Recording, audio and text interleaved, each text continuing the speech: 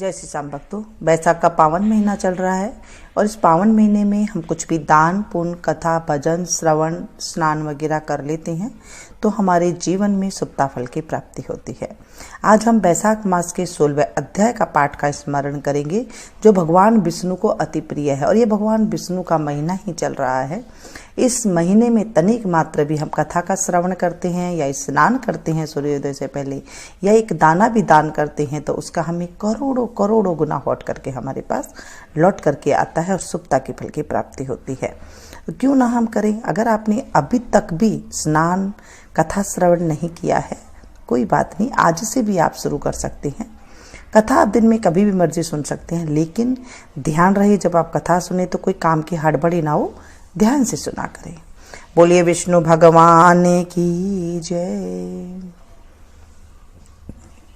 अच्युतम केशवम कृष्ण दामोदरम राम नारायणम जानकी वल्लभम राम नारायणम जानकी वल्लभम।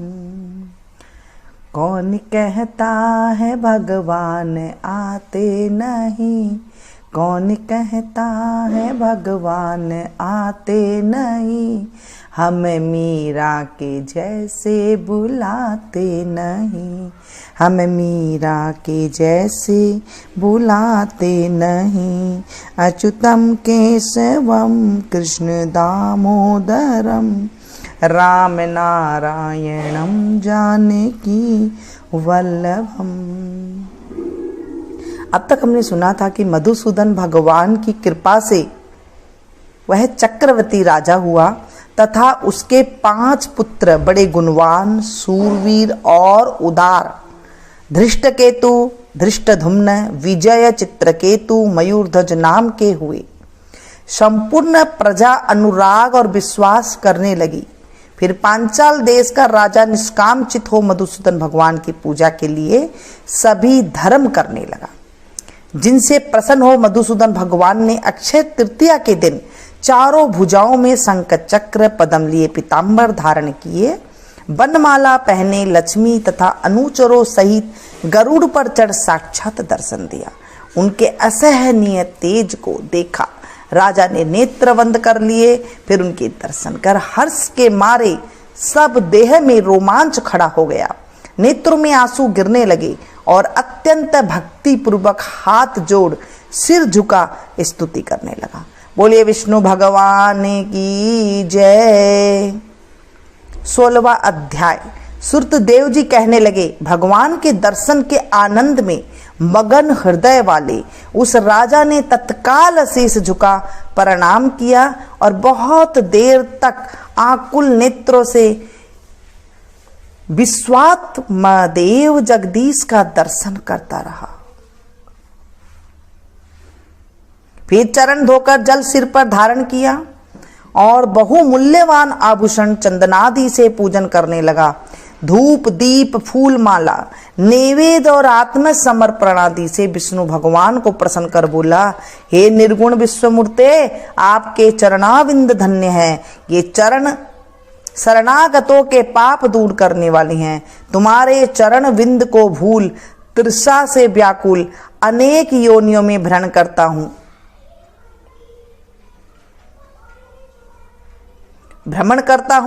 न मैंने दान दिया, न साधु सेवा की, न तुम्हारी कथा सुनी। उस अपराध से शत्रुओं ने मुझे पराजित कर दिया, मेरा वैभव नष्ट हो गया। तब मैं वन में गया, मेरे अपने गुरुओं के स्मरण करते ही गुरु ने आकर मेरी दीन दशा पर दया कर दुख से छुड़ाने का उपाय बताया।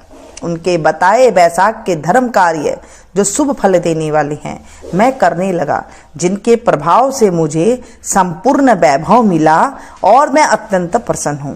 हे परमात्मन, संतों पर अनुग्रह करने वाले तुमको नमस्कार है। हे जगन्निवास, हे देवेश, आप प्रसन्न हो जाइए जिससे आपके चरण कमलों में मेरी स्मृति हो। हे प्रभु, पुत्र स्त्री कौसादी में मेरी आसक्ति न हो, मेरा मन आपके चरण विंद में लगे, मेरी वाणी आपकी दिव्य कथा कहने में लगी रहे, मेरा नेत्र आपकी मूर्ति के दर्शन में लगे रहे, कान कथा श्रवण में और जीवा आपके कमल गुणानुवाद में अर्पित हो। नासिका आपके चरण कमल का मकरंद सूंघने में प्रवृत्त हो। हाथ आपके मंदिर की सफाई करने में तथा आपके भक्तों के सुगंध युक्त चंदनादि लेपन में लगे रहें। पांव आपकी कथा में ले जाए, मेरी मूर्धा सदा आपकी वंदना में, कामना आपकी कथा में, बुद्धि आपके विचार में सदा लगी रहे। साधु संगत और आपकी श्रेष्ठ कथाओं के गान में मेरा दिन बीते। हे प्रभु, एक पल भी आपके प्रसंग बिना व्यतीत न हो। हे विष्णु, मैं संपूर्ण राज्य पुत्र पौत्रादि किसी की भी इच्छा नहीं करता हूं। मैं तो आपके चरण कमल के सेवा की इच्छुक हूं। राजा की ऐसी स्तुति सुन भगवान प्रसन्न हो बोले, तुम पाप रहित निष्काम मेरे भक्तों में श्रेष्ठ हो। 10 सहस्त्र वर्ष की तुम्हारी अवस्था हो, दिव्य धन संपत्ति, मेरे दृढ़ भक्ति और अंत में मेरी सायुज्यता मिलेगी। जो प्राणी तुम्हारी की हुई स्तुति करेंगे, मैं उन पर प्रसन्न होकर उन्हें निसंदेह भक्ति और मुक्ति दूंगा। आज के दिन अक्षय तृतीया में स्नान दान आदि करके, गोदान करने, बैल दान करने, पितृस्वरों के निमित्त श्राद्ध करने से अक्षय फल प्राप्त होता है।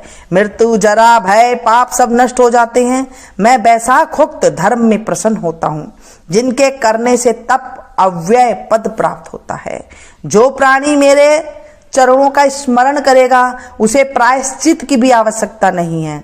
तुम गुरु के उपदेश से वन में वैशाख के धर्मों में तत्पर हुए और जगत के नाथ भगवान की आराधना से तुम्हें सब वस्तु प्राप्त हो गई है।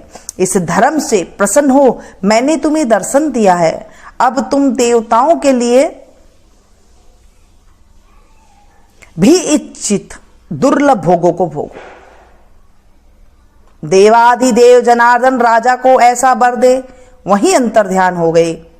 तब वह राजा अत्यंत प्रसन्न हुआ। तदनंतर गुरु महात्माओं का सत्संग कर नित्य प्रति ज्ञान प्राप्त करने लगा और वासुदेव भगवान के अतिरिक्त किसी को नहीं मानता था। वैशाखोक्त सब धर्मों को बारंबार करने से पुत्र पुत्रादि की वृद्धि हुई और संपूर्ण मनोरथ को भोग अंत में चक्र प्राणी विष्णु भगवान की सायुज्यता को प्राप्त हुआ। जो इस परम सुंदर आख्यान को सुनाते हैं, हुंकारा भरते हैं, वे सब पापों से छूटकर विष्णु भगवान के परम पद को प्राप्त होते हैं। बोलिए विष्णु भगवान की जय। आप इस कथा को अपनों के साथ ज्यादा से ज्यादा सुनाइए। आप मेरी सब्सक्राइबर फैमिली हैं, तो मैं चाहती हूं कि आपको भी पापों से छूटकर विष्णु भगवान के परम पद की प्राप्ति हो।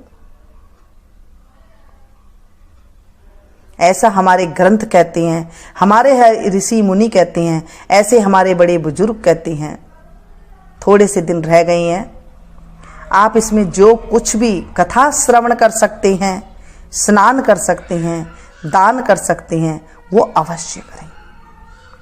कभी भी आप कथा श्रवण करते हैं, उस टाइम पे आप 2 रुपया, 5 रुपया, 10 रुपया या आपके शक्ति अनुसार आप उस पर रुपया रखें और उसके बाद उन रुपयों से आप गायों को हरा दे सकते हैं, किसी जरूरतमंद को दे सकते हैं, मंदिर में दान दे सकते हैं। इससे हमारे पाप की निवृत्ति होती है। कोई फल रख सकते हैं, वो मंदिर में चढ़ा करके आ सकते हैं, किसी को दे सकते हैं जरूरतमंद को। अब अक्षय तृतीया आने वाली है। उस दिन एक एक पुण्य का करोड़ों करोड़ों गुना फल अक्षय हो जाता है। अगर हम कुछ भी काम करते हैं, कथा श्रवण करते हैं, सुनाते हैं, कथा के टाइम पे हुंकारा अवश्य भरे। जैसे हम कथा करते हैं तो वहां पर आप हुंकारा जरूर भरें। सुनते वक्त कथा का हुंकारा भरना बहुत जरूरी होता है। ये छोटी छोटी जानकारी होना बहुत जरूरी है। बोलिए विष्णु भगवान की जय। मेरा आप की कृपा से सब काम हो रहा है, मेरा आपकी कृपा से सब काम हो रहा है। करते हो तुम कन्हैया, मेरा नाम हो रहा है। करते हो तुम कन्हैया, मेरा नाम हो रहा है। मेरा आपकी कृपा से सब काम हो रहा है, मेरा आपकी कृपा से सब काम हो रहा है। करते हो तुम कन्हैया, मेरा नाम हो रहा है। करते हो तुम कन्हैया, मेरा नाम हो रहा है। मेरा आपकी कृपा से सब काम हो रहा है। बोले विष्णु भगवान की जय। भगवान के सिवा एक पत्ता भी नहीं हिल सकता है। भगवान की मर्जी के अलावा हम कुछ भी नहीं कर सकते हैं।